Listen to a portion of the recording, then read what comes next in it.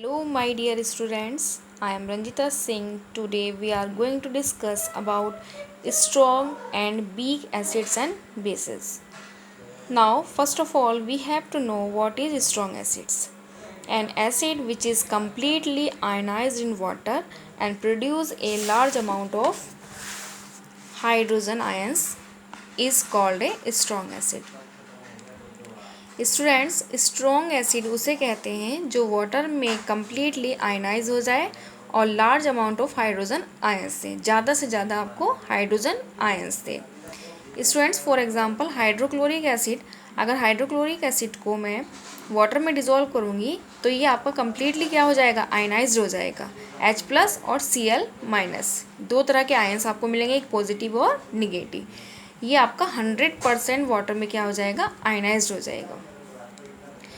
और एग्जांपल है स्टूडेंट्स इसके आपके सल्फ्यूरिक एसिड, नाइट्रिक एसिड और स्ट्रॉन्ग एसिड, ये दोनों भी आपके स्ट्रॉन्ग एसिड होते हैं। Strong acids also have a high electrically conductivity. Strong acid जो होते हैं स्टूडेंट्स वो हाई इलेक्ट्रिकल कंडक्टिविटी रखते हैं। इट मीन्स वो गुड कंडक्टर ऑफ इलेक्ट्रिसिटी होते हैं, उनसे इलेक्ट्रिसिटी प्रोड्यूस होती है। All the strong acids are strong electrolytes. Next is weak acids. An acid which is partially ionized in water and produce a small amount of hydrogen ions is called a weak acids. Students, weak acids उन्हें कहते हैं जो water में पूरी तरह ionise नहीं होते हैं, पार्शली होते हैं और कम मात्रा में आपको क्या देते हैं, हाइड्रोजन आयंस। फॉर एग्जांपल आपका एसिटिक एसिड है। एसिटिक एसिड को स्टूडेंट्स हम सिरका बोलते हैं आप आम भाषा में, साइंटिफिक नेम क्या होता है, एसिटिक एसिड होता है इसका। जब स्टूडेंट्स हम एसिटिक एसिड को पानी में डिज़ोल्व करेंगे तो हमें दो तरह के आयंस मिलेंगे, एक आपका एसिटेट आयंस और एक आपका हाइड्रोजन आयंस। तो ये जो हाइड्रोजन आयंस है आपका पूरी तरह आयनाइज नहीं होता है, पार्शली आयनाइज्ड होता है।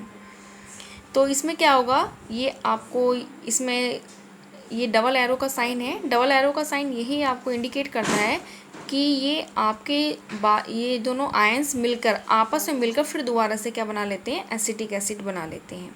क्योंकि जो एसिटेट आयंस होता है ये आपका पूरी तरह स्टेबल नहीं होता है, तो ये हाइड्रोजन से मिलकर फिर क्या कर लेता है, एसिटिक एसिड बना लेता है। यानी कि ये आपकी रिवर्स प्रोसेस होती है।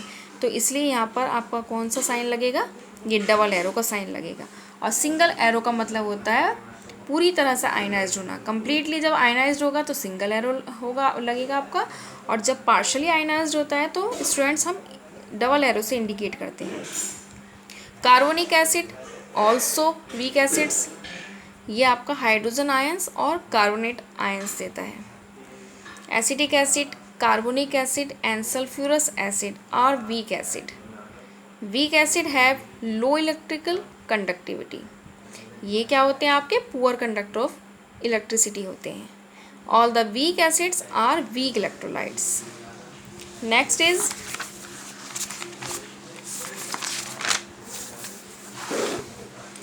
Strong bases. Students, a base which completely ionized in water and produce a large amount of hydroxyl ions is called a strong base. जैसा आपका स्ट्रॉन्ग एसिड होता है ऐसे आपका स्ट्रॉन्ग बेस होता है। वो H+ आयंस देते हैं वाटर में, ये आपके क्या देते हैं, ये आपके हाइड्रोक्सिल आयंस देते हैं वाटर में। जैसे आपका सोडियम हाइड्रोक्साइड है, ये वाटर में जब डिज़ोल्व करेंगे इसे तो आपको क्या मिलेगा, Na+ और OH-। ऐसे आपका पोटेशियम हाइड्रोक्साइड है, ये भी आपको क्या देगा, K+ OH-। It means positive and negative, और ये कम्प्लीटली वाटर में आयनाइज हो जाते हैं आपके। Weak base, a base which is partially ionized in water and produce a small amount of hydroxyl ions is called weak bases. Same जैसे weak acids होते हैं ऐसे आपके weak base होते हैं। ये भी पानी में partially ionized होते हैं और small amount of hydroxyl ions देते हैं, पूरी तरह ionized नहीं होते हैं। ये क्या होगा, जब आप अमोनियम हाइड्रोक्साइड को वाटर में करेंगे तो ये दो उसमें आपको पॉजिटिव और निगेटिव में ब्रेक हो जाएगा, लेकिन फिर ये स्टेबल नहीं होता है इतना, तो ये दोनों फिर आपस में मिलकर फिर से क्या बना लेंगे आपका ये अमोनियम हाइड्रोक्साइड। ये डबल एरो आपका यही इंडिकेट करता है कि ये रिवर्स प्रोसेस होती है।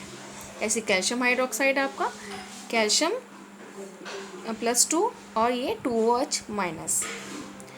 नेक्स्ट वीडियो में स्टूडेंट्स हम इनके यूजेस पढ़ेंगे कि एसिड के क्या यूजेस हैं और बेस के क्या यूजेस हैं। Thank you.